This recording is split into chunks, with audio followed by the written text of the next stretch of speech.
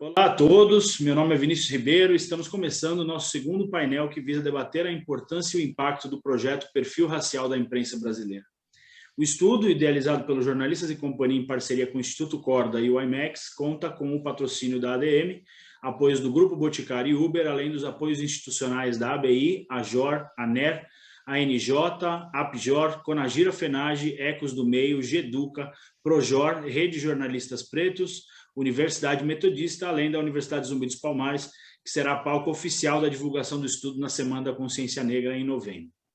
O projeto recebeu ainda apoio voluntário de alguns dos mais importantes jornalistas brasileiros em atividade e de personalidades de sociedade civil, engajadas na luta por uma maior diversidade e inclusão na imprensa brasileira.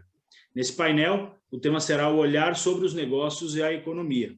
E para entrar nessa conversa conosco, temos aqui hoje o Maurício Bandeira, fundador e diretor do Instituto Corda, e que está à frente da realização da pesquisa, o professor Robson Ferreira, da Universidade Zumbi dos Palmares, que é advogado, palestrante, professor, coordenador adjunto de cursos da Universidade Zumbi dos Palmares e assessor especial da reitoria, e mestrando em Direitos Humanos pela Unifiel.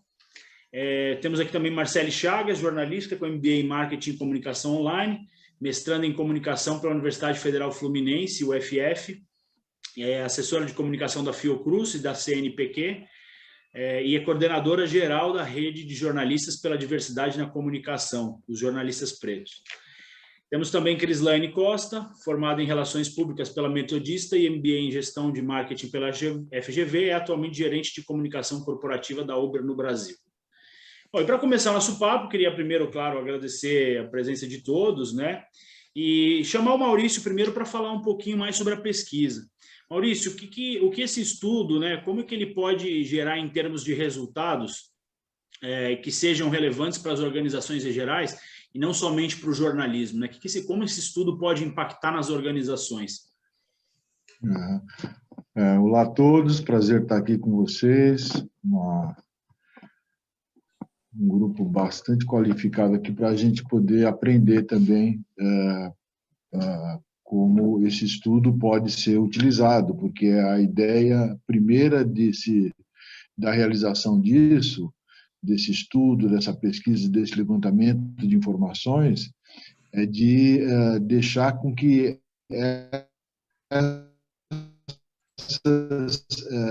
essas novas informações, para que as formulações de políticas dentro das empresas possa ser realizada. Quer dizer, a gente não tem nenhuma pretensão de ter respostas para todas as questões que são de magnitude bastante grande, a discriminação, a falta de pluralidade, todas essas questões que são transversalmente abordadas nessa pesquisa, elas podem, de fato, ser um insumo importante para que as empresas possam pensar nisso. Mas o princípio que nos orientou e que nos orienta aqui é de que, de fato, a gente pode, a partir da identificação de como as notícias são geradas, pensadas e publicadas no país, começar a pensar de que falta um outro olhar, falta uma visão que seja uma visão que dê conta do que realmente ocorre, da dinâmica que ocorre no país, nos seus diversos estratos, e de como que essa dinâmica precisa ser vista, precisa ser debatida, precisa ser conhecida, né? A gente sabe que parte do problema que a gente enfrenta hoje com a falta de diversidade nas organizações diz respeito, inclusive, a uma certa indiferença que se tem nessas organizações por essa questão, que é a questão da discriminação racial, que é a questão da falta de pluralidade na nossa imprensa, que é a questão da falta de inclusão de brasileiros, que são milhões. Hoje, na Folha de São Paulo, tem, inclusive, uma matéria bastante importante, falando que em 10 anos o número de favelas no Brasil dobrou, e a gente sabe que nas favelas estão principalmente os pretos. Isso é importante identificar. Isso é importante que matérias desse tipo, mas não só as matérias, mas que quem fale sobre elas, as fontes que falem sobre como isso ocorreu, sejam também de pessoas que estão nesses lugares. E a imprensa contribui com isso, não só na formulação das matérias, mas quem são as fontes, quem discute isso, quem são de fato, os protagonistas dessa discussão, e, mais do que isso, é como que isso pode gerar, de fato, ações afirmativas dentro das empresas de imprensa, de comunicação, mas dentro das empresas em geral, né? A gente considera que esse estudo, inclusive, ele pode ser, a gente espera que seja, não temos nenhum controle sobre isso, mas um incentivo para que estudos similares sejam feitos em outras categorias, em outras corporações, para que essa realidade comece a se desnudar. A informação ela é a primeira parte para que a gente possa fazer uma discussão ampla, com um balizamento do que realmente ocorre. A gente sabe, por exemplo, de antemão, que a nossa imprensa é uma imprensa branca, mas a gente quer pôr isso em números. A gente tem esse pressuposto, mas a gente quer pôr isso em números. Quer dizer, pôr em números é importante, não porque ele modifique a realidade por si só, mas porque ele inicia um processo de discussão e, portanto, de afirmação que a gente pode pensar que pode dar resultados que nos interessam a todos, né? Brancos, pretos, pardos, amarelos e indígenas. A todos que querem conviver decentemente, né? Legal, Maurício, obrigadão. Bom, a gente também está aqui com a Crislane Costa, ela é gerente de comunicação corporativa do Uber. E, Cris, vamos pensar aqui do outro lado da moeda, né? Você que trabalha há muitos anos na comunicação corporativa, né? Tem uma carreira, apesar de jovem, tem uma carreira já longa nessa área, né? Em algumas empresas, fazendo trabalhos super importantes. Como é que é dentro das organizações, e não só também pensando no jornalismo, claro que o nosso viés é falar e pensar sobre o jornalismo, mas eu acho que é importante a discussão mais ampla, e ter alguém que tá do outro lado lá, que está numa empresa que busca também ser mais inclusiva, né, de ter planejamentos, claro, tudo que a gente faz é versão beta, né, a gente faz os testes e vamos ver onde eles vão levar a gente, mas pela sua visão, como é que está esse tema dentro das organizações em si, para novas políticas, para tentar trazer mais pessoas negras para trabalhar, não só negras, mas para ter mais diversidade dentro dos quadros das empresas, né? Bom, acho que o Maurício já colocou muito bem, né, sobre a importância da gente ter esse tipo de estudo, para a gente conseguir entender a realidade. E eu acho que para as empresas esse tipo de movimento é muito importante, porque as empresas, obviamente, são guiadas muito por números, por dados, né? É assim que são definidas as metas, é assim que são definidas todas as definições de crescimento, de investimento. E isso não pode ser diferente quando a gente fala, por exemplo, de temas de diversidade e inclusão. A gente tem uma percepção, muitas vezes, como o Maurício colocou, a gente tem um pressuposto, mas quando a gente fala, a impressão é que tem pouco. A gente chega na sala e aí a gente vê que dentro da sala, a gente está numa sala de liderança, tem poucas pessoas negras ali. Isso é uma percepção, a gente vê. Mas o quanto é esse pouco? Qual é a porcentagem? A gente avançou? A gente conseguiu avançar nos últimos anos? Sem números, sem dados, a gente não consegue acompanhar. A gente não consegue avaliar se a gente está avançando ou não. E fica muito difícil para a gente definir políticas, para a gente definir metas, para a gente definir projetos, porque a gente não consegue saber de onde a gente está partindo e onde a gente está chegando. Então, eu acho que esse tipo de estudo é fundamental para entender a realidade e, a partir daí, a gente definir. A gente está aqui e a gente quer chegar nesse outro ponto. E o que a gente precisa fazer para chegar lá? Em quanto tempo a gente consegue ou a gente pode chegar lá, né? Então, eu acho que as empresas estão muito nesse momento, né? Então a gente vê muitas empresas que nos últimos anos estabeleceram áreas exclusivas de diversidade e inclusão para pensar em projetos específicos para dentro das empresas, e como parte dessa iniciativa, o movimento de entender os quadros de funcionários, onde é que estão as pessoas negras, em sua maioria, se estão nos cargos de entrada, nos cargos de gestão, nos cargos de liderança, né? A gente sabe que os cargos, conforme vai crescendo, né, os níveis hierárquicos, a gente vai percebendo que o número de pessoas negras vai diminuindo significativamente.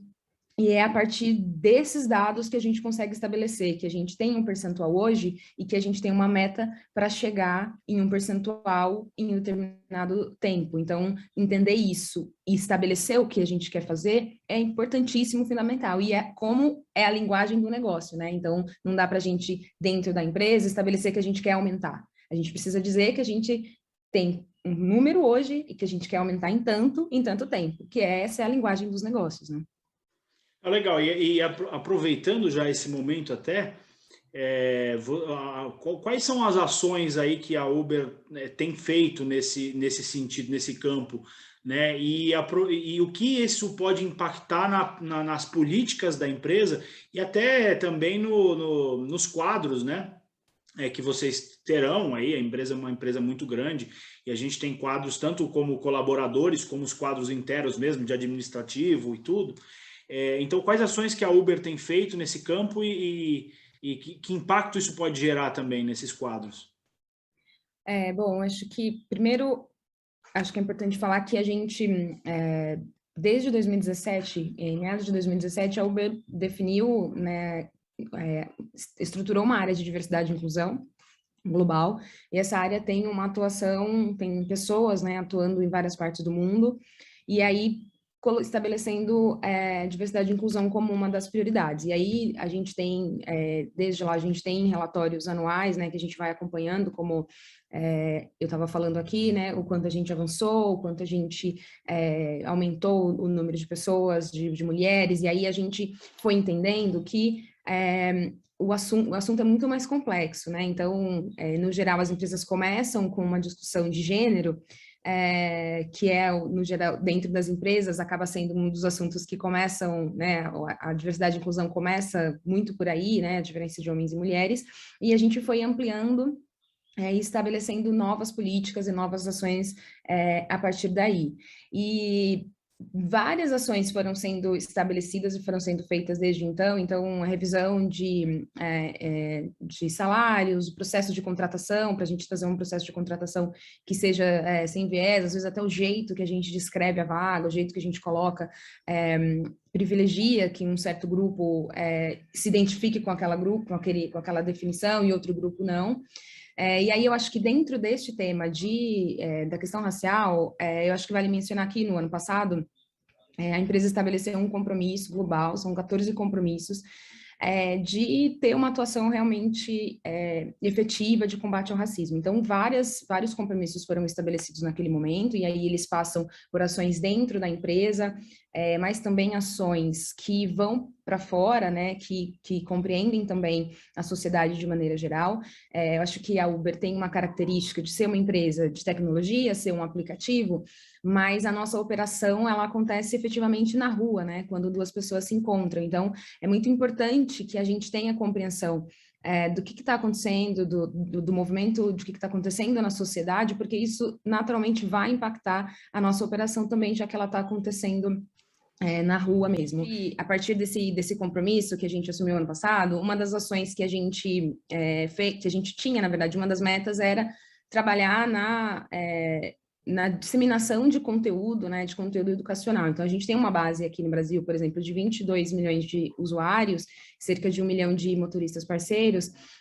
Então, é um alcance bastante importante, né? Quando a gente consegue falar sobre temas que são importantes para o uso do aplicativo, mas que fazem sentido também para uma discussão que está acontecendo socialmente, a gente consegue perceber um alcance muito grande, assim, né? Uma força de alcance muito grande. Então, uma dessas ações era trabalhar no conteúdo educativo, e a gente fez isso em 2 etapas, né? Começou com uma campanha em que a gente colocou tanto em redes sociais quanto em algumas peças na rua, outdoor, em peças de relógios de rua, por exemplo, a gente mostrou alguns exemplos de frases racistas que haviam sido relatadas ou por motoristas ou por usuários da plataforma.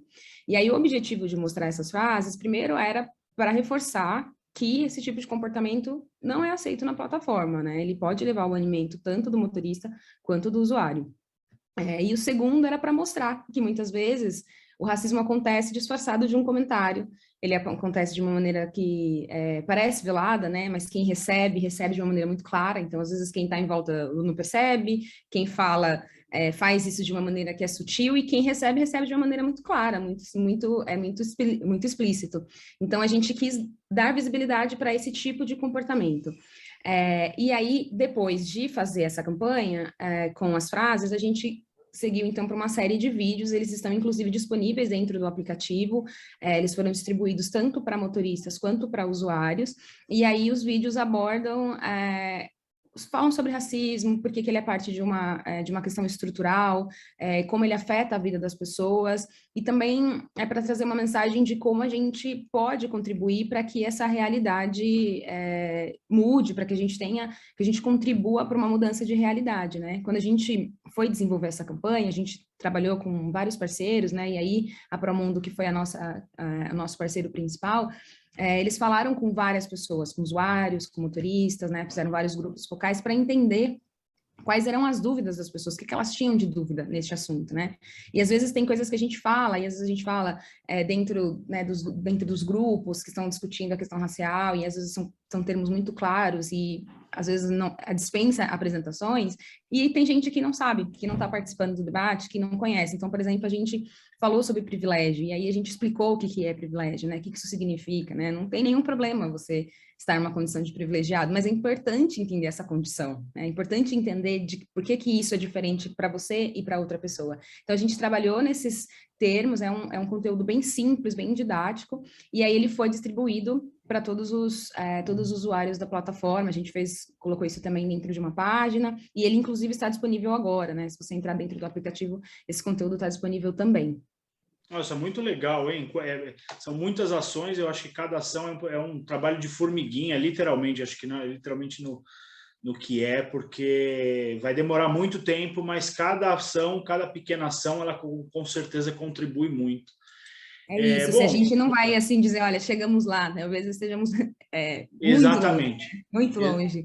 Mas e também não existe uma ação, né? Vai fazer isso aqui e vai mudar tudo, infelizmente, né? É muitos anos, né, para a gente conseguir transformar em uma ação. Mas todas elas juntas vão contribuindo, né, para a gente conseguir começar a ter um impacto nessa realidade que a gente tem hoje. Com certeza, né? E eu acho que as novas tecnologias estão aí também para ajudar bastante a gente. Temos aqui também o professor Robson Ferreira, né? Você, professor, como um acadêmico, né, pensando sobre a formação desses novos profissionais negros que chegam no mercado todos os anos, aí bastante até fomentado pela Universidade Zumbi dos Palmares, né? O que você acha que falta para as empresas e para as organizações começarem a absorver e promover mais esses profissionais negros? Porque não só absorver é uma coisa e você promover é outra também, para você ter também essa diversidade de cargos, e não só uma diversidade dentro da empresa, mas uma diversidade de cargos também, né? Como é que você enxerga esse momento?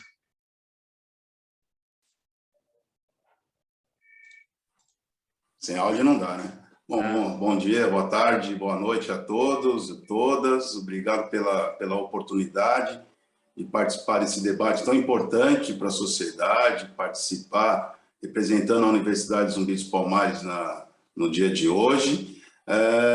Eu vejo para as empresas, não é, um momento de bastante transformação. Eu acho que a Crislene agora trouxe um olhar empresarial muito importante, é o que nós temos acompanhado através das nossas parcerias na Universidade Zumbi dos Palmares. Temos visto essa vontade de mudança, essa vontade de inclusão, essa vontade de criar espaços mais diversos nas empresas, mas ainda há uma resistência. Eu acho que foi muito bem colocado pela Cris. é importante que haja processos diferentes, né? Principalmente no início, na seleção desses jovens, não é? Uma seleção mais ampliativa, uma seleção menos direcionada, penso eu, num sentido de que é importante para nós negros, para nós pretos, entrarmos nos espaços, principalmente nesse primeiro contato, né, com a empresa, nesse processo seletivo, nesse processo de seleção para os cargos, enfim. E, lógico, essa mudança ela vem justamente com esses grupos de diversidade que têm sido criados nas grandes empresas. Então, pensar a diversidade, pensar a pluralidade, não só do negro, mas os LGBTQIA+, enfim, dos deficientes, de todas as minorias, é importante não só para nós que estamos sendo incluídos, né? Mas vamos pensar também na empresa, porque essa diversidade é que vai trazer inovação, vai trazer tecnologia, vai trazer um olhar diferenciado, não é? Para as temáticas e, lógico, para a condução das grandes empresas. Então, nós, na Universidade Zumbi dos Palmares, temos pensado bastante, né? O doutor Zé Vicente, a professora Francisca, e é bem engraçado, porque eu estou na Universidade Zumbi dos Palmares há 5 anos. E quando fui levar o meu currículo até a universidade, fiz uma primeira entrevista com o coordenador, enfim, e aí isso foi se protelando no tempo, e aí eu falei, quer saber uma coisa? Vou bater lá na porta de novo, porque é impossível, né? É impossível. Eu com uma certa qualificação, tenho toda a capacidade necessária e estão me enrolando para me contratar. Eu falei, vou bater de novo lá. Aí, nesse belo dia que bato de novo na porta, quem está lá? A professora Francisca. E aí ela me diz, olha, tudo bem, professor, preciso procurar o coordenador aqui para bater um papo com ele. Mas ele já te contratou? Ele disse assim, olha, nós estamos negociando ainda, estou em fase de seleção. E aí ela me vira e diz o seguinte, espera um pouquinho só, me deu o cartão dela, anotou lá, falou assim, amanhã já traz os documentos, já vai ser contratado. E ela foi bem engraçado, porque isso é nosso... Existe até mesmo uma forma, né, de colocação, uma forma de conversa, uma forma de aproximação do negro que a população branca desconhece. Não é? Então, ela me disse o seguinte, olha, e vem aí, amanhã já traz os documentos, vai no departamento pessoal, e outra coisa, se tiver mais uns pretinhos igual a você, pode trazer para cá, né? Pode trazer, faz a indicação que nós estamos aguardando vocês. E é por isso que hoje a Universidade Zumbi dos Palmares tem mais de 60% dos seus professores, né, negros e pardos, nessa linha de desdobramento, nessa linha de desenvolvimento educacional. Tanto os professores quanto os alunos, então nós estamos nessa linha efetiva. Mas eu acredito que esse processo de seleção, critérios devem ser alterados para que a gente possa evoluir nessa pluralidade dentro das empresas privadas. Sobre isso que você falou, eu penso duas coisas, né? Primeiro é a questão da representatividade, né? Não é a diversidade dentro das empresas, ela traz representatividade para todos os públicos, né? E a segunda, com essa relação da comunidade negra que você mencionou, a empatia mesmo, porque você está na pele, você literalmente está nos sapatos, como diria na expressão em inglês, né? Você está vestindo, está calçando os sapatos daquela pessoa, né? Porque você passa pelas mesmas situações, que são algumas situações comuns, até como a Cris citou, a questão desse racismo velado, que muitas vezes ele é natural. Eu até comentei na semana passada, no nosso primeiro painel, de 20 anos atrás, como era feito o humor, né? E o humor tinha muito humor com piadas racistas, e que eram super normais, era uma coisa que eu ouvia normalmente, né? E você às vezes até pratica também, você até passa para frente, porque é uma coisa que está tão enraizada e é tão natural que você nem sente que aquilo é uma coisa prejudicial. E quando você começa a entender, né, e debater o assunto, eu acho que você começa a falar, nossa, é verdade, eu falava essa expressão e eu não sabia que essa expressão machucava. Né? Para mim era uma expressão normal, né? Enfim, uma coisa, claro, é você usar determinado conteúdo entre amigos ali muito próximos e você tem uma liberdade de ambas as partes, né? Mas é uma loucura, né? Essa situação toda. E essa empatia eu acho que é muito importante dentro da comunidade, até para fortalecer mesmo o discurso e para doutrinar, né? Doutrinar quem não conhece, a saber os termos a serem usados, saber quando está praticando alguma coisa que pode ofender o outro, seja em gênero, né? Eu penso bastante nisso também. Muito legal, viu, professor? Gostei muito da sua fala. Vou chamar a Marcele para entrar também na conversa, né? Eu queria aproveitar que a gente falou também na questão da formação dos alunos, e você também está à frente da Rede de Jornalistas Pretos. Como é hoje o cenário dos profissionais negros no jornalismo? Eles estão chegando em quantidade e qualidade de formação, né? Como é que estão as políticas das redações quanto a esse tema, né? O que você consegue dizer aí, pegando a parte mais do jornalismo em si, né? Se esses profissionais têm qualidade, estão chegando com qualidade, e se mesmo com qualidade eles não recebem promoções, como é que tem funcionado isso no jornalismo, Marcele? Olá, Vinícius, muito bom dia, um bom dia a todos. Muito obrigada novamente pelo convite, né, por convidar a rede. Estamos sempre fazendo diversas parcerias com vocês e para a gente é muito gratificante, né? Vinícius, respondendo a sua pergunta, assim, logo de cara eu posso falar por experiência própria. Eu passei por redações, hoje eu trabalho como assessora de comunicação, mas eu ficava me questionando, falei, será que eu sou a única qualificada a estar aqui? Porque em uma redação lotada, geralmente eu era a única negra. Eu ficava me questionando, eu falei, será que só eu? Só tem eu de qualificada para estar aqui? Mas existe uma questão, e aí entra até nesse caminho que nós estamos conversando sobre diversidade também, que é a única pessoa para justificar uma diversidade, né? E aí a gente também tem que se atentar para isso, né? Também na hora de aplicar esse tema que nós estamos falando aqui hoje, né? Tem muita gente qualificada buscando oportunidades, sim.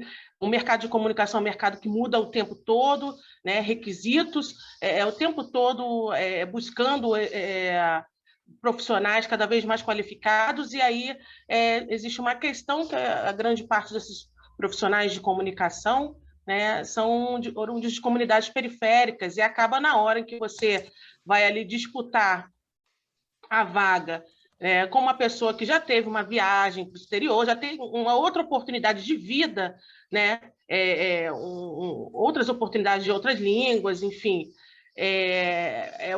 complicam um pouco mais, e isso é justificado, né, por empresas até na hora da contratação, né? Por conta disso, a gente tem feito um trabalho incessante de buscar, nessa parte de desenvolvimento profissional, caminhar lado a lado com os profissionais, buscando esses cursos de qualificação, de capacitação, de desenvolvimento. Nós disponibilizamos recentemente gratuitamente uma mentoria para profissionais de comunicação, uma mentoria gratuita ao lado do GDRH.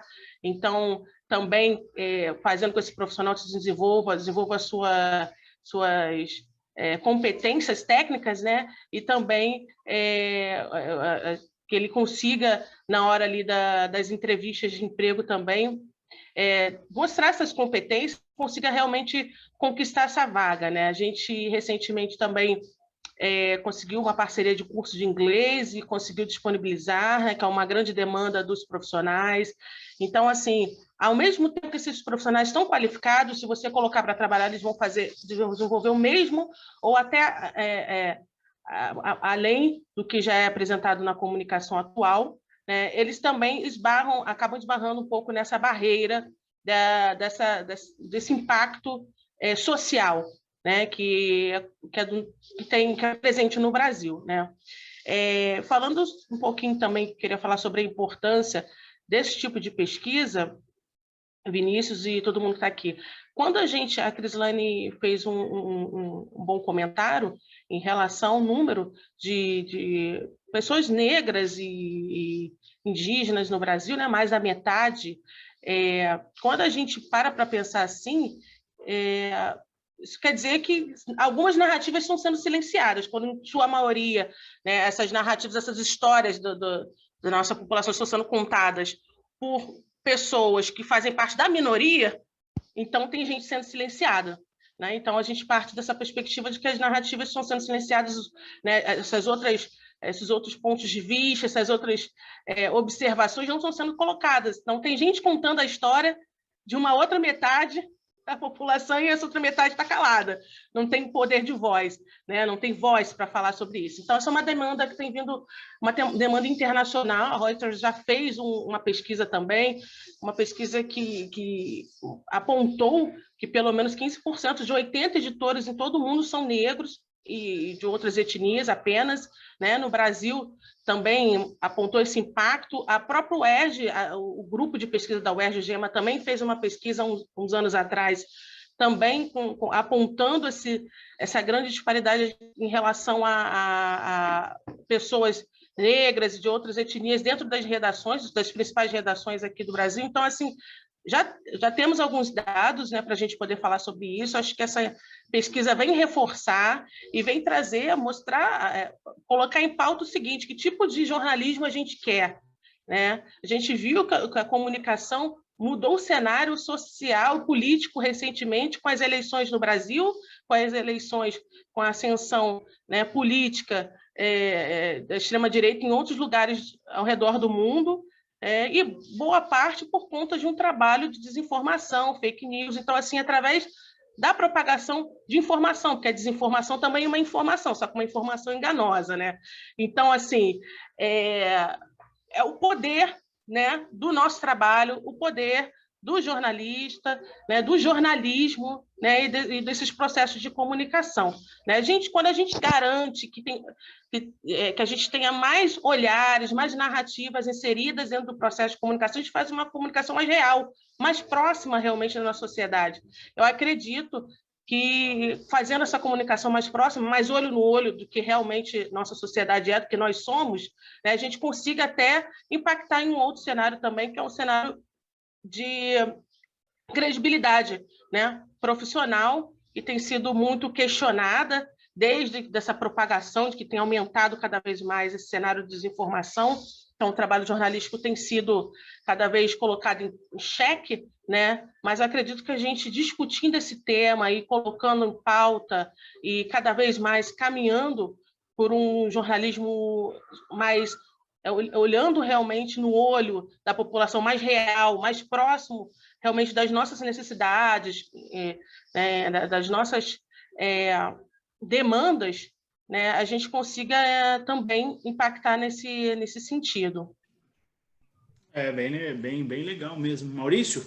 Eu queria falar, porque eu achei muito interessante aqui o que foi colocado, e particularmente a Marcele usa um termo que é narrativas estão sendo silenciadas. E eu acho que essa construção é muito importante, porque é um silenciamento, e isso quer dizer que tem uma intenção. Para a gente também ter noção de que isso não é sem querer, né? Que a gente estava falando, você até estava falando da normalidade de piadas e de expressões, etc. E a Crislane falou de todo o processo que a Uber fez, tal, porque isso é normal para uma parcela. Para quem recebe não é normal, para quem recebe é ofensivo, para quem recebe é degradante, né? Então isso é importante perceber que existe um movimento que é um movimento que não por acaso se expressa numa luta que está ficando cada vez mais aberta, né? À medida que a gente vê o movimento antirracista, o movimento pela igualdade de gênero, o movimento de luta pela preservação dos recursos naturais crescendo, a gente vê, como também digo a Marcele, um crescimento de obscurantismo, de políticas opressivas. A gente tem um Bolsonaro aqui que é uma expressão tão clara disso, e no resto do mundo também acontecendo. Quer dizer, essa luta ela tem proporções bastante amplas, né? Então, quando a gente está falando de uma pesquisa para a imprensa, nas redações da diversidade, a gente está mexendo num pequeno ponto de que intersecta com muitas outras lutas, na verdade, e elas não estão separadas, né? Hoje a gente não pode falar da luta antirracista separada da luta pela igualdade de gênero, da luta contra a pobreza e a opressão, pela luta pela igualdade no sentido mais amplo. Elas todas andam juntas hoje, não dá para pensar que elas são separadas, né? E por isso que acho que é importante também, do ponto de vista das empresas mesmo, as políticas afirmativas, assim como nas universidades temos políticas de cota, quer dizer, sem políticas afirmativas, e que a gente sabe muito bem como que é isso, como que é difícil, quanto a gente se posiciona contra, como isso é tratado de uma maneira de como se isso fosse um favor, quando na verdade é totalmente o contrário, né? Na verdade, dar condições da sociedade se expressar do jeito que ela é, né? E tirar amarras que estão colocadas, né? Porque as coisas não são para ser assim, elas são para ser diferentes. Então, é muito importante. Acho que o professor Robson lembrou muito desse processo dos requisitos, né? Que uma seleção, que um chamamento, como a Crislane também falou, para a entrada nas empresas, como esses requisitos têm que ser, de fato, vistos e modificados, né? Modificados não só para absorver, mas também para as empresas, para que todos possam ascender, né? Porque no fim, o que a gente vai ver é quem são os donos do poder e os donos do dinheiro. A gente tem que ter isso também, né? Isso tem que mudar no nosso país, né? Quem são os donos do poder, os donos dos recursos. Tem que mudar. Ou seja, a gente vai ver um governo hoje, não só o governo Bolsonaro, que é uma expressão deteriorada do atraso, mas outros governos também, quantos de negros e de mulheres que têm representados no seu primeiro escalão? É pouco ainda, mesmo nos governos de esquerda. Claro que existe toda uma intenção e uma discussão muito mais ampla e mais difundida sobre isso, e isso vai sendo modificado nesse campo, pelo menos, mas ainda temos passos a dar, né? E é isso, a gente está falando de uma luta e de um trabalho que a gente inicia aqui falando do perfil racial da imprensa brasileira, mas nós estamos falando de um problema que é muito maior, muito mais extenso e que faz parte dessa luta. No fim das contas, é isso. Acho que é uma grande bandeira. Acho que as empresas têm um papel muito grande, como a Crislane está dando notícias muito, muito interessantes para a gente, porque e é claro que são todos pedaços, né? A gente está fazendo um pedaço, vocês outros, a Universidade Zumbi dos Palmares outros, os jornalistas propriamente dito, e temos que sinergizar todas essas ações mesmo para que elas possam, de fato, contribuir para esse caminho ser um caminho trilhado cada vez mais rápido, porque nós estamos com muito atraso, né? Faz muito tempo que isso já devia ter sido caminhado. Nos oprime a todos, né? Eu acho que você falou... Pode falar, Marcele, pode falar. Não, só complementando o que o Maurício falou, realmente essa questão do silenciamento de narrativas é uma tensão, é um tensionamento que reflete essa luta de classe da sociedade. Quem pode falar, quem tem voz, né, e quem só pode ouvir. Realmente foi o que o Maurício acabou de destacar agora. A gente fala muito de representatividade, então a Cris falou de representatividade, o professor Robson falou de representatividade, a Marcele e novamente o Maurício falou, né? E pegando também essa questão de representatividade, na semana passada, eu acho que foi a professora Francisca que falou, não sei se foi ela ou se foi a Nayara, que falou sobre isso, né? A representatividade dentro das empresas, ela acaba trazendo novos negócios, né? E, Cris, você citou que tinha essa questão racial entre esses problemas, né, de racismo entre motoristas e usuários do aplicativo, e eu acho que é de ambas as partes, né? Tanto os motoristas praticando com os consumidores ali, os passageiros e vice-versa. E como é que essa representatividade pode aumentar, né, a revenue, né, a revenda da empresa, pode aumentar o público-alvo da empresa, pode trazer novas pessoas e novos negócios, né? Como é que você acha que isso pode impactar a questão da diversidade para os negócios em si? Assim, Vinícius, eu acho que é um item fundamental, né? Eu acho que tem muitas pesquisas que indicam isso, mas imagina que você pensando, eu vou dar como exemplo uma empresa como a Uber, né? É uma empresa que está presente no país inteiro, em diversas capitais, de norte a sul, é usado por pessoas de diferentes perfis, de diferentes idades, homens e mulheres, pessoas que fazem uso de diferentes formas, estão indo para o trabalho, estão indo para o lazer, enfim, por diversos motivos. É a mesma coisa quem está usando a plataforma para gerar renda, por diversos motivos, usa muito, usa pouco. Quando a gente olha para isso, a gente está falando de um público absolutamente diverso, a gente está falando de mais de 20 milhões de pessoas, e há, dentro desse grupo, todo tipo de perfil completamente diferente. Não faz sentido pensar que um grupo homogêneo, todo mundo igual, vai conseguir trabalhar, vai conseguir propor projetos, vai conseguir propor produtos que representem, que atendam essa diversidade de clientes, se for todo mundo igual. Não é possível pensar isso. Porque a gente está trabalhando e a gente está atendendo um grupo de clientes que é absolutamente diverso.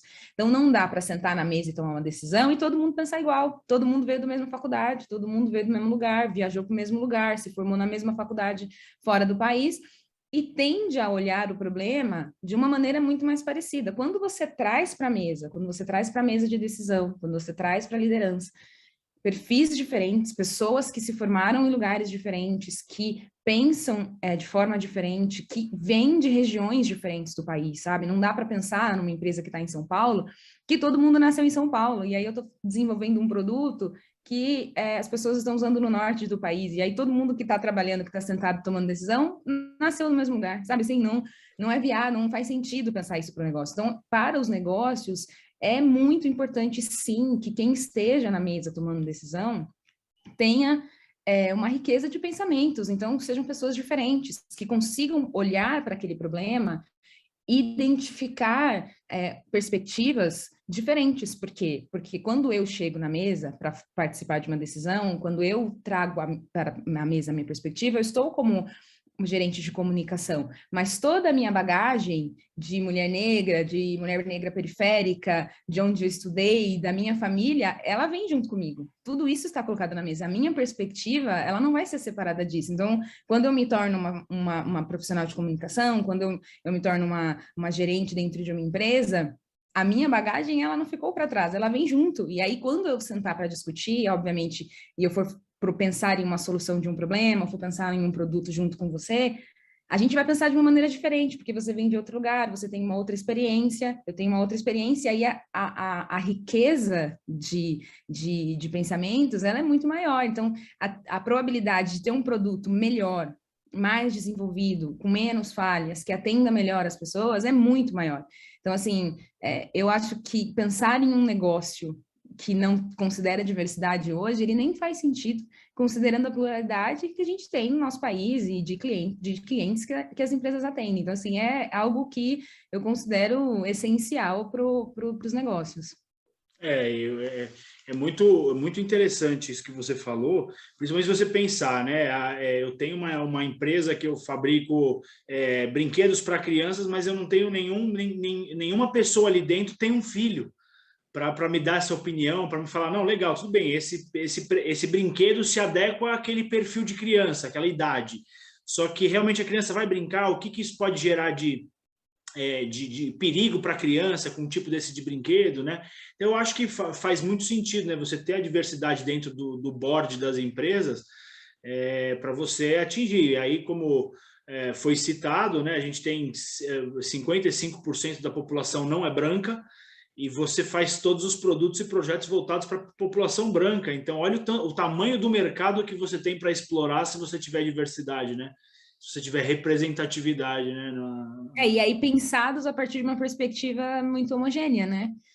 Talvez desconsidere e aí esteja realmente perdendo a oportunidade de negócio porque está desconsiderando uma necessidade ou uma nuance que não vai vir para a mesa se não tiver pessoas diferentes ou pessoas que consigam compreender aquela realidade diferente. Então, assim, acho que pensando do ponto de vista unicamente de negócios, né, para as empresas têm muito a ganhar quando elas se tornam empresas mais diversas, têm lideranças mais diversas, porque a tendência é que ela tome decisões muito melhores, porque ela tem olhares diferentes, olhares plurais para aquela tomada de decisão. Tem, não. Eu me lembro que, não sei se exatamente a data é correta, mas pelo menos há uns 20 anos atrás, a indústria da beleza, de cosméticos, etc., não tinha nada voltado para a população negra, que diz respeito à cor da pele, a shampoos, etc., etc. Hoje em dia, é um mercado amplamente desenvolvido, né? Quer dizer, era até uma ignorância do ponto de vista de planejamento e de produção de linhas de produto, não ter isso, quando a maior parte da população... Quer dizer, tem esse dado que é explicitamente de interesse econômico, que as empresas começaram a perceber, quer dizer, eu estou aqui num país com 56% de negros e não faço produtos desenvolvidos para eles. Claro que muitas empresas podem pensar isso porque a maior parte da população pobre do país é também pobre, então não quero também preta, mas então não vou pensar em produtos para eles. É possível, mas hoje em dia essa noção se ampliou, né? Então hoje a indústria da beleza tem aproveitou esse nicho, por um olhar, talvez, inicialmente, puramente econômico, mas é importante perceber como que isso faz diferença também para as empresas.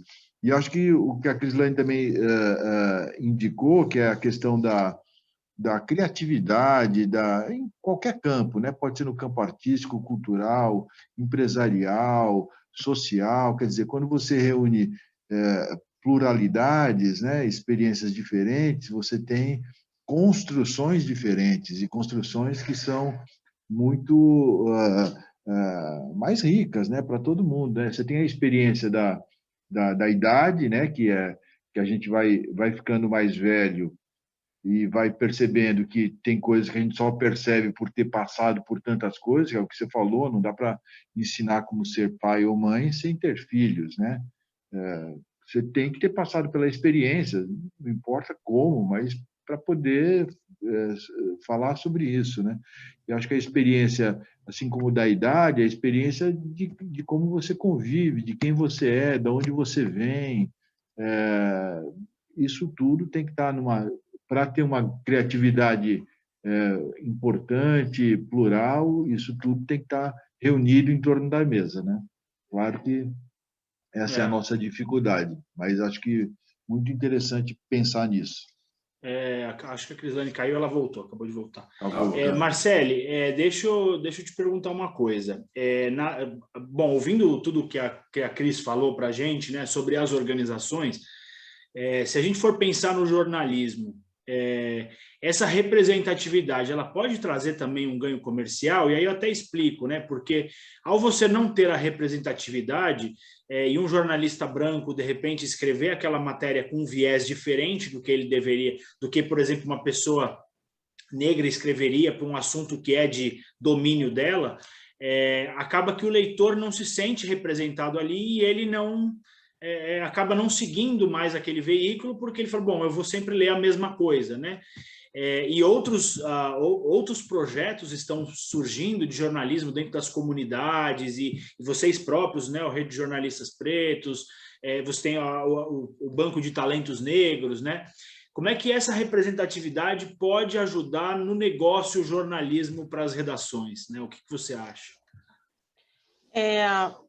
A gente tem na rede diversos veículos em que a chefia, né, em que a maioria dos jornalistas são negros e são indígenas, enfim, e eles relatam a dificuldade de eles conseguirem parceria ou qualquer tipo de apoio financeiro, né? Então, é um ponto também que eu acho importante destacar, porque não só nas grandes redações, mas também nas redações em que os veículos são mais segmentados, né? Por exemplo, nas grandes redações que você consegue botar o jornalista de outras etnias, com outras, como a Nayara falou, com outras perspectivas, você consegue fazer uma matéria mais genuína, mais próxima, mais real, né? Não só na pauta que for sobre o negro, né? Mas nas mais diversas pautas, mobilidade, porque 56% da população não passa só pelo racismo, eles são pessoas que trabalham, são pessoas que estudam. Então, essas pessoas estão inseridas nas mais diversas pautas, né, da nossa sociedade. Né? O que garante é que você consiga ter um olhar mais sensível para a realidade dessas pessoas, né? um pouco menos distante, né? Quando você consegue ter uma pluralidade na mesa e sentar e ter papo. Isso passa também pela parte da credibilidade, como você falou, né? Porque quando as pessoas não se identificam e acham que isso está muito distante, não, essa matéria é completamente diferente da minha realidade. Eu tenho a minha vida, eu pego o ônibus, eu faço isso, eu faço aquilo. Quer dizer, quando ele não se sente representado, não se sente o mínimo inserido dentro daquela realidade, dessas matérias, eles realmente as pessoas se sentem realmente distantes, né? Passam a não seguir o veículo, e aí passa para a questão da credibilidade, né? Questionar e uma série de coisas. Então, essa pluralidade garante, né, essa possibilidade de ter uma aproximação maior com a realidade da grande população brasileira, né? E falando dos veículos segmentados que nós temos na nossa rede, assim, por experiência, né, nós temos diversos veículos negros em que são veículos solicitados na internet, com matérias de grande repercussão, mas que não conseguem ter um grande sucesso comercial. Por que será? Quer dizer, são veículos que falam diretamente com a classe C e D, né? Que essa população negra geralmente nós fazemos parte dessa classe, nessas classes, C, D e são potenciais compradores, já em diversas pesquisas, né? São os que mais compram, mais consumidores, assim. Então, assim, por que não um investimento para falar diretamente com esse público?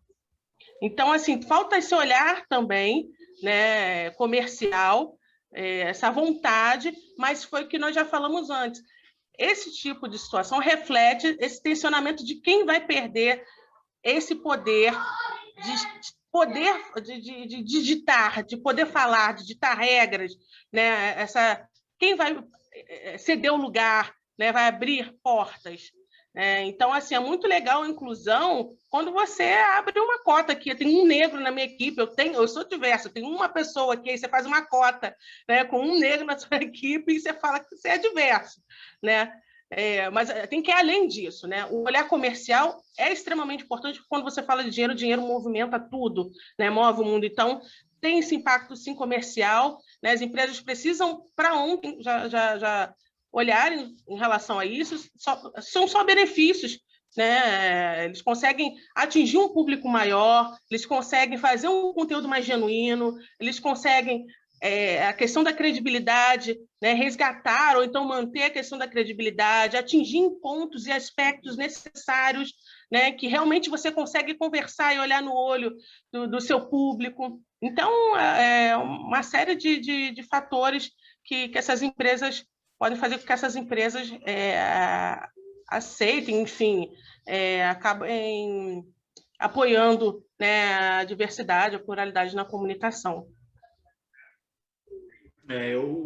Você falou bastante dessa questão, de novo, de representatividade, né? Eu acho que é importante no jornalismo também para a questão de produção de pautas, e não só para o retrato da obra, mas para produzir aquelas determinadas pautas, né? Sim, que são claro. Importantes. E a questão comercial faz todo o sentido que você falou, né? A empresa não apoia, ela na verdade está perdendo um mercado ali muito grande de consumo, porque apesar deles terem um poder, a classe C, D e E tem um poder menor de consumo, mas ela tem um volume muito grande de consumo, né? Então, se você faz um produto voltado para esse público, né, com o preço adequado, e aí, claro, aí entra a questão que a Cris falou da diversidade de pensamento dentro do board das empresas para tomar essas decisões de produto, é super importante, né? Uma coisa muito relevante. E até falando sobre isso, eu até queria perguntar para a Cris, que vocês têm algum número na Uber de quantos motoristas vocês têm, negros, brancos ou de outras? Vocês têm alguma pesquisa interna nesse sentido? Até mesmo por vocês terem feito esse projeto, terem colocado isso como meta, de quantos colaboradores negros vocês têm? E porque talvez o Uber a gente esteja falando de uma classe média, né? Uma classe média, talvez B e C, que deva ser o padrão dos motoristas do Uber.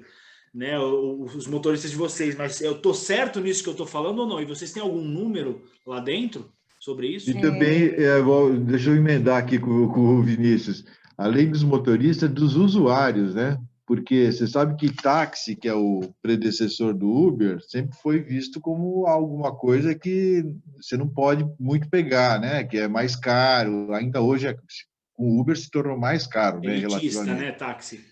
E o Uber e todos esses transportes de aplicativo deram uma barateada, mas ainda assim, a alternativa do transporte público coletivo, ela é da maioria pobre da população, né? Então, se vocês também têm esse levantamento por usuário, né?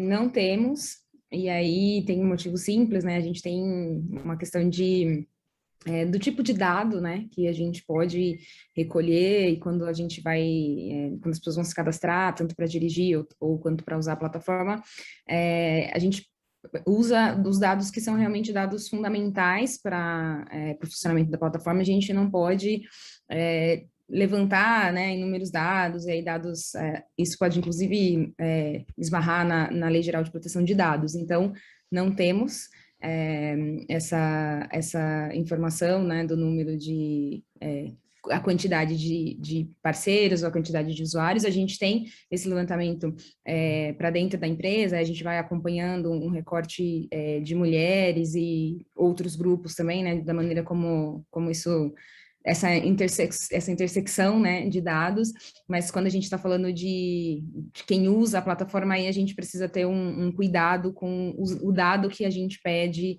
e aí é o dado que ele é importante realmente para o uso da plataforma, esse tipo de dado a gente não pode recolher. Não, faz sentido também, a questão da Lei Geral de Proteção de Dados faz todo sentido, né? Eu uso bastante, eu uso mais Uber mesmo, é o mais fácil porque está na minha tela inicial, né? Quando eu preciso. Agora com a pandemia eu tenho usado pouco, mas eu não conseguiria fazer um levantamento de cor, mas a maioria dos motoristas que eu peguei eram brancos. A maioria que eu me lembro, assim, se eu pegar pela memória, a maioria eram brancos, mas eu sempre tenho essa impressão de que os motoristas devem ser assim, classe média, porque muitos deles têm que alugar carro e é caro alugar o carro para você poder fazer esse trabalho, né? Então acho que fica um pouco difícil tanto até para o acesso mesmo dos próprios consumidores, né? A plataforma, e o que o Maurício falou do transporte público também, né? O transporte de massa ainda, apesar de não ser o ideal nas grandes cidades, mas realmente é importante. Se vocês um dia puderem fazer algum levantamento desse, eu acho que ia ser muito legal. É bom saber que vocês têm internamente, vocês têm esse levantamento ou devam ter alguma coisa nesse sentido para também guiar as ações, né, que vocês fazem, com certeza, né? Uma sugestão aqui, quando a gente acaba de usar Uber, tem lá uma avaliação de quantas estrelinhas você quer dar para o motorista. Se a pessoa quiser se autodeclarar branca, preta, parda, amarela ou indígena, talvez isso possa, segundo a Lei de Proteção dos Dados, se você colocar um anúnciozinho, vocês fazem uma pesquisa junto com a avaliação do motorista. É legal a gente tentar juntar todas as peças, né? Juntar todas essas partes, porque eu acho que cada ação, cada microação, ela é importante para o todo, né? Eu acho que é fundamental. A gente tem visto muita coisa desde que a gente lançou o projeto lá em junho, né, Maurício? A gente tem visto e conversado com tanta gente que a gente mesmo aprende muito, né? Nesse processo todo, a gente vai aprendendo a cada dia e a gente faz alguma ação e aí a gente volta e conversa de novo e reuniões para a gente poder fazer um trabalho legal e ele ser um trabalho perene e que a gente possa doar ele para a sociedade, porque já não é mais um trabalho só nosso, né? Temos os apoios, né, que a gente citou no começo, temos as empresas aí que estão apoiando, e isso é importante para todos, né? E talvez até para as outras áreas do mercado de trabalho, como engenharia, como os advogados, né? Como fazerem trabalhos semelhantes para a gente poder ter cada vez mais inclusão e cada vez mais representatividade. E queria fazer uma pergunta para o professor Robson. Professor, a gente olha para as universidades hoje e nos últimos 250 anos, talvez, E a gente vê, claro, 90%, se não for mais hoje, mas 90% são brancos, né? E eu estudei, eu fiz publicidade e propaganda em 2000 e pouquinho ali, para não revelar a idade, 2000 e pouquinho eu fiz faculdade, publicidade e propaganda, e na minha sala tinha uma menina negra de 25 pessoas. Só que na faculdade em si, se eu andasse e começasse a confraternizar com os outros grupos, dos outros cursos, o retrato era o mesmo. Hoje mudou, de 20 anos para cá, isso mudou muito, né? A questão das cotas de 10, 12 anos para cá, se eu não me engano, foram as cotas nas universidades, ajudou a mudar um pouco mais esse panorama, ou a gente ainda está engatinhando nessa história e ainda precisa muito ser feito para isso? Como é que a gente está nesse cenário? Eu vou responder, mas eu acredito que a Marcele também já está com a resposta na mente, porque o sorriso dela Fique à vontade, Marcele. Responde muito, né, essa nossa luta, né?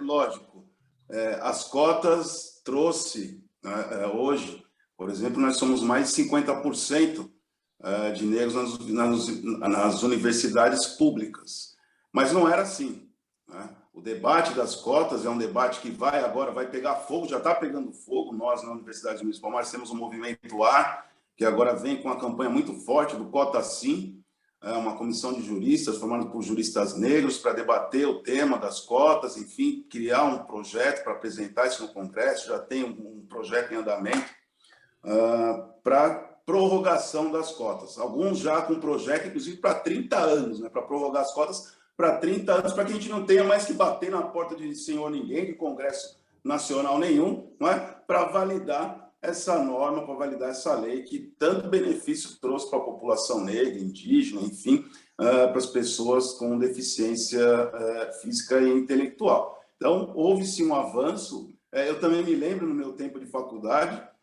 aquelas turmas gigantes, né? Eram 140 alunos, e dos 140 alunos era só eu e o Hamilton, que éramos negros naquela turma de 140 pessoas. Mas esse quadro mudou, né? Hoje nós temos aí...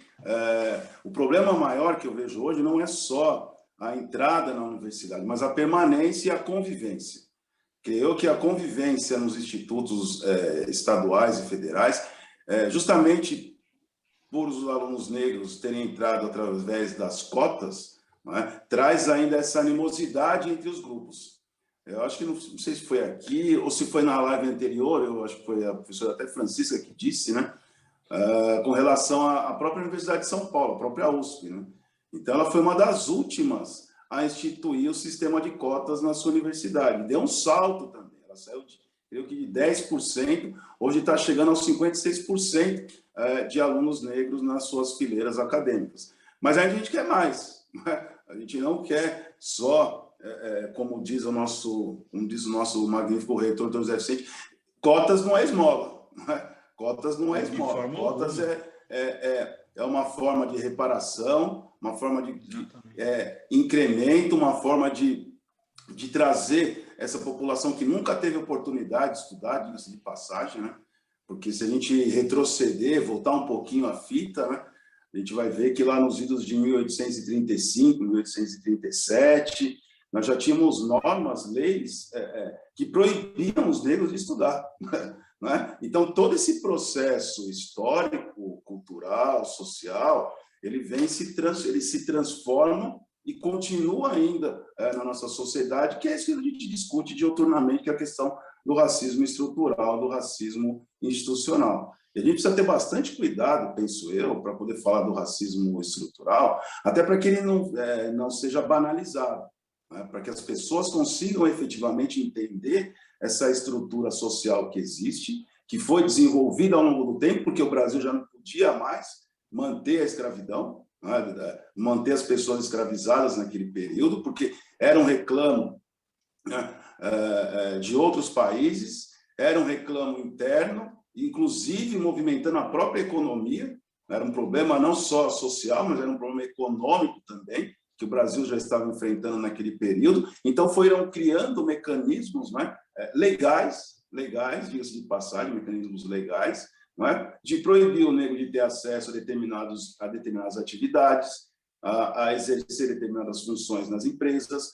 A questão do voto era muito legal, porque a questão do voto, né? Então, quando houve o início, né, da libertação dos negros, enfim, então os negros podiam votar, né? Os negros libertos podiam votar, mas havia um outro requisito, que era ser alfabetizado. Então, quer dizer, como é que aquele sujeito que acabou de ser colocado em liberdade, não é? Está lá, o problema, como nós dizemos, não é o 13 de maio, mas é o 14, quando nós saímos para as ruas, aí quer dizer, para onde que eu vou, né? Para que terreno eu vou habitar? Nós não foi feita uma reforma agrária, não foi feito nenhum tipo de planejamento. A Lei Áurea tem 2 artigos, né? A Lei Áurea ela tem 2 artigos. Você pegar a Lei Áurea para fazer uma leitura dela, só tem 2 artigos. Ó, pode soltar, solta todo mundo, né? E seja o que Deus quiser. Então, essa é a mensagem realmente dada, e esse foi o processo evolutivo até os dias atuais. Então, quando a gente pensa em cotas, é importante a gente fazer essa reflexão, voltar um pouquinho à nossa história, e aí eu trago também, né, lógico, a gente precisa discutir isso, e nós discutimos isso nos nossos bancos, na Universidade Unidos Palmares, temos várias disciplinas espalhadas em todos os cursos, seja no curso de publicidade, administração, inclusive nos cursos tecnológicos, gestão de segurança da informação, no curso de direito, que é a disciplina das relações étnico-raciais, é a disciplina de antropologia, raça, cultura e sociedade, que é para que a gente possa introjetar nos nossos alunos, que não são, nós temos uma maioria de alunos negros, mas temos alunos não negros também na universidade, que precisa participar do debate, que precisa entender esse contexto histórico, até mesmo, né, para se posicionar. E aí, quando o Vinícius disse aquela coisa da brincadeira, né? Eu tenho um amigo ali com quem eu posso brincar, eu tenho um outro amigo ali com quem eu posso dar uma cutucada nele, eu tenho o negrão, vem cá o negrão, caramba, né? Então, quer dizer, essa coisa a gente vai quebrando com esse movimento de discussão interno dentro da instituição, isso, lógico, se espalha na sociedade, mas creio eu sim que houve um avanço, mas a gente vai ter uma luta muito grande no ano que vem, né, para defender a permanência das cotas nas instituição públicas estaduais e federais. Realmente, são muitos anos, são muitas políticas, tanto com a questão racial, né, como com a questão de gênero também. E aí, se você somar as duas, então, vamos dizer, aqui temos duas, aqui a Marcela e a Cris. Se você é mulher e é negra, você já está em desvantagem 2 vezes, né? Você já começa atrás 2 vezes, né? Então, são coisas que têm que ser reparadas, eu concordo plenamente. Essa questão do voto eu não sabia, essa foi uma novidade para mim. De você pode votar, mas tem que ser alfabetizado. Pô, legal, hein? Obrigado. Foi muito útil isso, né? Muito útil para a gente. Ganha, mas não leva, né? Ganha, mas não leva, exatamente, né? Marcelo, você queria falar alguma coisa sobre essa questão das universidades também? Eu sou aluna, né, da Universidade Federal, do mestrado da Universidade Federal Fluminense, e posso falar por experiência realmente do aumento de negros, né, nas instituições, mas aí é o que a gente muda um jogo, né? Que as universidades federais sempre tiveram um crédito muito grande, e aí com a inserção dos negros, o que fizeram? Vamos descredibilizar as universidades federais agora, porque aí tem bastante negro entrando, e a gente muda o jogo agora, né? Que é o que tem acontecido. Então, assim, quanto mais a gente avança, as coisas vão mudando para que esses avanços eles não aconteçam, eles sejam minimizados, né? Mas conforme a sociedade vai entendendo o que isso é importante, impacta principalmente na questão econômica, que é o nosso tema de hoje, né? Que isso impacta de maneira positiva em toda a sociedade, que é importante para todos nós, né? Não precisa ser negro para achar importante essa causa, né, a respeito da pluralidade negra, mas também LGBTQI, entre outras causas também que você pode se solidarizar e que são importantes a gente ficar atento, né, para a inserção dessas causas na sociedade. E em relação à Universidade Federal, foi o que eu falei, foram sempre celeiros de pessoas brancas, pessoas de classe média alta, e à medida em que os negros foram avançando e entrando, eu estou em uma universidade em que tem um grande número de pessoas negras, né, na Universidade Federal Fluminense. Nós estamos dentro da própria universidade. Quem entra faz trabalhos ali, desenvolve trabalhos para poder auxiliar outros negros também, outros jovens de origem periférica consigam entrar também. Então, eu também participo do curso preparatório. Então, assim, essas ações que vão ajudando nessa caminhada, mas assim não é fácil porque as regras do jogo elas são mudadas justamente para que a gente não avance cada vez mais, mas assim a gente passa a discutir, como nós estamos discutindo hoje, dos benefícios socioeconômicos desses avanços, né? E aí acho que a coisa começa a ganhar forma e a gente consegue crescer enquanto sociedade. Legal, vamos para as considerações finais. Eu vou para liberar a Cris, que ela está já com o tempo um pouquinho estourado. Cris, as suas considerações finais. Primeiro, muito obrigado pela sua participação, foi muito rica mesmo. Eu, desde a primeira conversa que eu tive com você sobre o projeto, sabia que a contribuição de vocês ia ser muito importante, né? Por todo o trabalho que vocês têm feito, têm tentado fazer, e isso são pequenas iniciativas que realmente somadas elas vão contribuir muito para o crescimento desse diálogo, né, desse debate, que é super importante para a sociedade em geral. Então, eu queria agradecer a sua participação e deixar você com alguma consideração final. Bom, eu que agradeço, obrigada pelo convite, foi um prazer estar aqui, um prazer conhecer vocês. Acho que a gente conversou um pouco sobre isso, né? A gente está num lugar aqui de muito aprendizado, assim, né? A gente pode trocar, a gente tem alguma ação que a gente fez, a gente tem projetos que a gente tem desenvolvido, mas a gente sabe que a gente está muito longe, né? A gente ainda tem um caminho muito longo a ser percorrido, a gente sabe, reconhece isso enquanto empresa, então a gente está aqui num lugar de ouvinte, de quem está aprendendo também. Eu fiquei muito feliz com a pesquisa, assim, eu estou na área de comunicação há alguns anos também, aí uns 15 anos, e vejo como é importante o avanço desse debate, né, dessa conversa, e como não tinha, como eu fui percebendo, eu sou a única pessoa que está aqui, eu sou a única pessoa negra nessa sala, eu sou a única pessoa negra nesse evento, e como isso nem era conversado, nem era debatido, né, nem era uma questão, e aí a gente vê hoje as empresas falando sobre isso sendo um assunto, uma pauta dentro das empresas, a gente tendo esse espaço aqui para falar sobre isso, para conversar, então eu fico feliz, acho que considero que é um avanço, né? Ainda que muito longe, ainda que a gente está bem no comecinho da estrada, mas eu já considero um avanço e tô feliz de fazer parte disso. Obrigada. Legal, obrigado, viu, Cris? Marcele, obrigado pela sua participação, realmente contribuiu bastante com a gente, a Rede de Jornalistas Pretos apoiando o projeto, super importante para a gente. E queria pedir para você também fazer alguma consideração final, né? O que você acha, incentivando os jornalistas aí a participarem do nosso estudo, não é, Maurício? A gente precisa que os jornalistas participem do estudo, que eles preencham a pesquisa. O que você tem para finalizar? Eu quero agradecer vocês, né, todos vocês hoje por essa troca, né, tão importante, a parceria do Edu, dos jornalistas de companhia, realmente com o pessoal da rede JP, né, jornalistas pretos. Hoje eu estou um pouco resfriada, então não estou 100%, mas foi um bate-papo super enriquecedor. Quero convidar e deixar aqui que todos participem da pesquisa. É importante que a gente coloque em dados a situação já relatada por diversos colegas nas redações. É importante que a gente tenha dados para apresentar para a sociedade, que esse tema seja repercutido e discutido e pensar, para que a gente consiga pensar soluções práticas, né, para isso. A rede de jornalistas ela tem um banco de vagas, ele funciona de forma gratuita tanto para o empregador quanto para o candidato.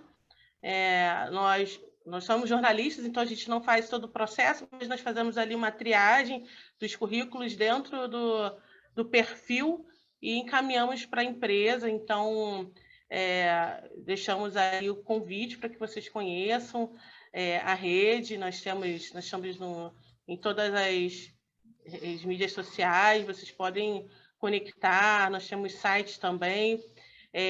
Vamos fazer agora, em novembro, um encontro internacional de jornalistas da diáspora africana, porque nós somos diretamente ligados à Caucus Pan-África dos jornalistas, então nós temos uma rede, somos ligados a uma rede internacional de jornalistas da diáspora africana, então vem gente aqui do Brasil, dos diversos veículos, da Record, CNN, enfim, vários veículos tradicionais, vários veículos também independentes e do exterior também, para a gente debater esses caminhos que nós temos percorrido, né, os desafios aqui no Brasil, em outros países também, e o que a gente pode fazer para impactar e fazer um jornalismo cada vez mais real e mais social também, né, mais inclusivo.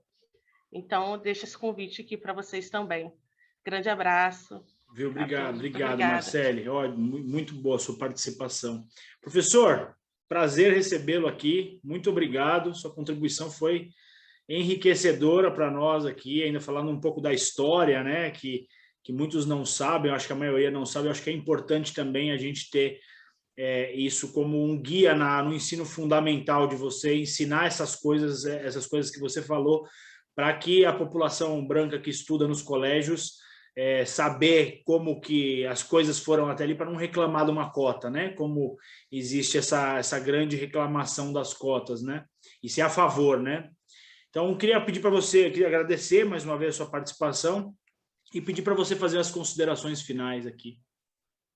Olha, Vinícius, eu quero agradecer em nome do nosso reitor, doutor José Vicente, da nossa pró-reitora, professora Francisca, dos nossos alunos, principalmente, né, dos nossos alunos do curso de Comunicação e Publicidade da Universidade de Vítor Palmares, e dizer que hoje, para mim, foi uma manhã fantástica de aprendizado, de troca, de energia positiva, de pensar numa perspectiva, numa redação jornalística mais plural, né, onde nós tenhamos representações negras efetivas ali, escrevendo, pensando, dialogando. Então, acho que hoje, realmente, para mim, foi um dia fantástico. Eu estou muito feliz de poder estar representando a nossa universidade aqui, lógico, cota sim.